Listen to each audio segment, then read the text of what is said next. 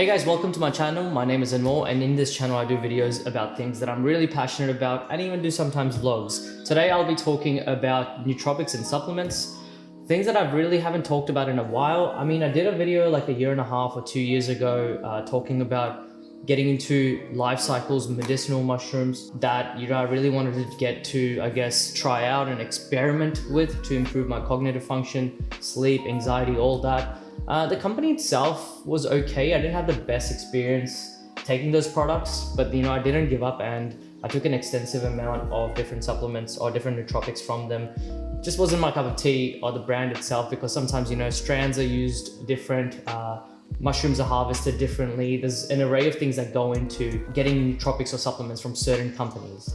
So the best is to do your research, don't give up, do some trial and error. Now, I've been taking an extensive amount of supplements and nootropics over the past few weeks. I've tried some new things, a few things I've been taking for a few years now. The reason I do this is because I believe that nootropics and supplements are the way to unlocking the best potential that you carry with yourself, to unlocking the best results, to gaining the most benefits physically and mentally. And I feel like I really believe in medicinal mushrooms, nootropics, adaptogens, all those things. Now, supplements and nootropics aren't cheap.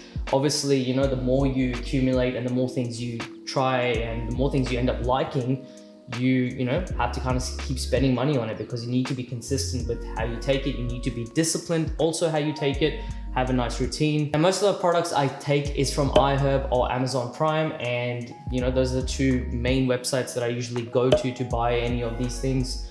Besides Nutrition Warehouse, which is, I don't know if it's in America or Canada or something, it's an Australian supplement warehouse, so you can get some of the supplements that I take from your nutrition store wherever you live.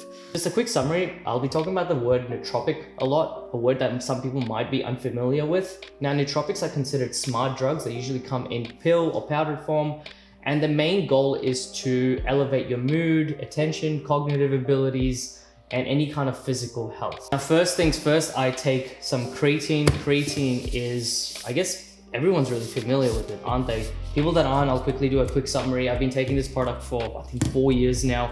Now, with any of these products, before I even go into it and how good they are, I always recommend to take breaks. Now, even with creatine, when this tub finishes, I will be taking a break. This thing is beautiful, it's magic, I love it. I believe that's some misconception that people have towards creatine, that it can be just used as a secret weapon, that if I start taking creatine, I'll automatically make some muscle, I'll have some strength, and I'll just look good and I'll feel good and I'll just be amazing. No, that's not how it works. You still need to have some rigorous trainings, nice healthy eating schedules, nice sleeping schedules, and be working out at least minimum 4 times a week. Now, I take 5 grams a day and I just mix it with water. Even the days that I'm not training, I still take it.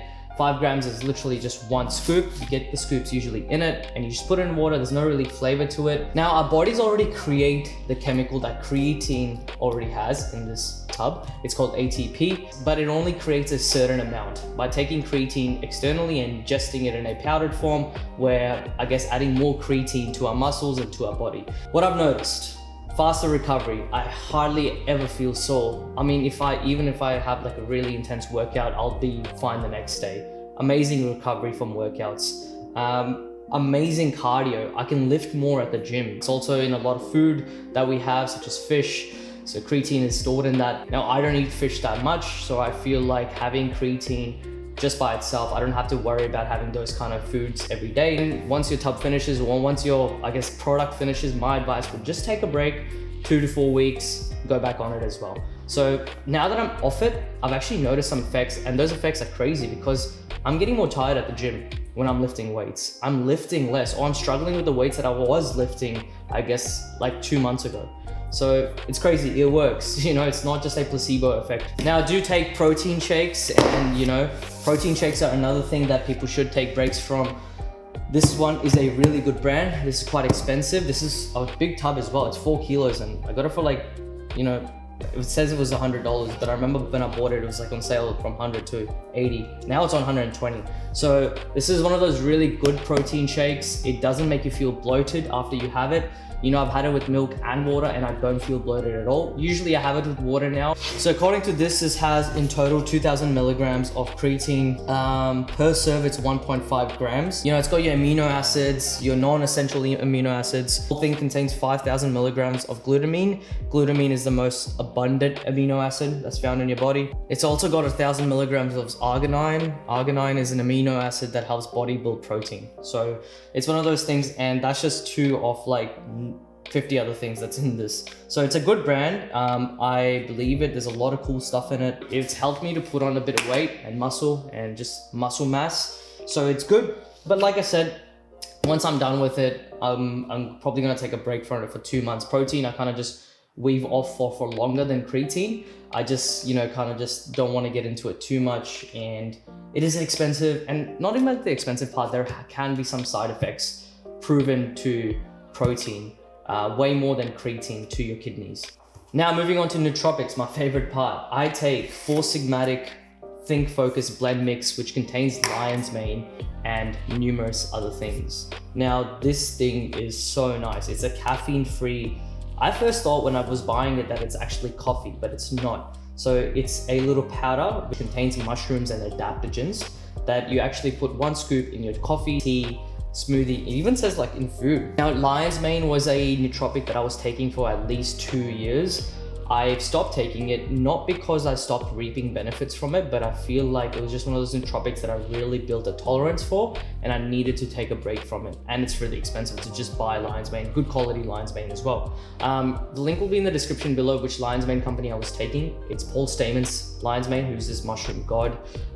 He just knows his, you know, mushroom and the benefits. He's been on the Joe Rogan Experience as well. He's done a TED Talk, all those crazy things, and I really trust his brand. He's got his own brand of lion's mane, cordyceps, reishi, all those kind of mushrooms that have numerous benefits in it. Now this is much cheaper. It has lion's mane, but it not only has lion's mane, it has so many other nootropics in it also. And it actually tastes kind of nice in my coffee. Let's see what it contains. First of all, the product description states on iHerb, I like this: when your brain feels like mush, reach for real smart adaptogens. Your brain's BFFs, so lion's mane, cordyceps, which is another mushroom, and cordyceps has 2 strands, synapses, I'm pretty sure I'm saying it right, and militaris. There's 2 different substrands in cordyceps, and that cordyceps mushrooms is considered the energy mushroom. So people used to take it back in the day. They used to take cordyceps for energy and stamina. So this already has that, and lion's mane. Then it's got Bacopa manieri, which is a plant, Rhodiola Rosea, and Mucana. So all these plants are good for memory, attention, and cognitive abilities. And I do take Rhodiola Rosea separately, and I'll get to that next, but it's crazy. It's got all these things in just this little container, and it's much cheaper compared to if I were to just buy all those supplements by itself, which I have tested cordyceps in the past, and you know, it's been good, but it's just so expensive. So I usually have it with my tea or coffee. I put 1 scoop in my tea and coffee, mix it because the remnants of the powder is quite thick. I recommend really whisking it properly and having it. It tastes really nice, and the levels I get from it, man, the energy levels, like I had it today around, what's the time now? So it's around almost 4, so 3:45, and I had it today at what, like 10 a.m. and I haven't had that crash yet. And I haven't had my 2nd coffee for the day yet. So, and I'm still going. So, you know, there's something there, and this bad boy is amazing. This link will be in the description. 4 Sigmatic, this is the Think Focus flavor or blend. There's like energy, there's sleep, there's all those kind of things which have different mushrooms and adaptogens in it. So this is the one I take, and I love it. Really good for productivity, really good to alleviate stress, and just keeps me going. Before I move on, I just want to make sure that people know that I'm not affiliated with any of these products. I'm just really passionate about it because they're having a lot of change in me. Now let's move on to Rhodiola Rosea. Now remember how I said in that 4 Sigmatics, there is Rhodiola Rosea and there's all those kind of things in it. But I take this separately. Now, the reason I wanted to take Rhodiola separately is because I wanted to ingest more of it. This is 500 milligrams a tablet, whereas that per serving, how much is it? Per serving, it's 330 milligrams, which is good, but I like to have a little bit more as well. So I've been taking it on an empty stomach before I have anything. So right in the morning when I wake up, the first thing I take is Rhodiola Rosea.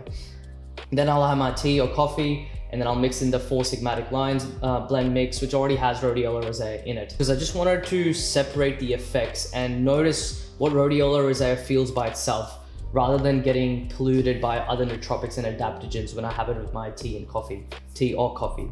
So I've been taking it on an empty stomach right in the morning, first time I wake up, and the effects have been quite interesting. Now, they've been nothing crazy, I'll be honest, but what I've noticed is it's just this weird feeling of concentration and just focus and just this energy that I get from taking one tablet in the morning on an empty stomach, and it hits me quickly as well because I haven't eaten anything for the day. Just to give a simple example, let's say I have 10 different thoughts in 20 seconds. 7 out of those 10 thoughts will now be usually positive thoughts, and 3 out of those 10 will be those of the negative nature.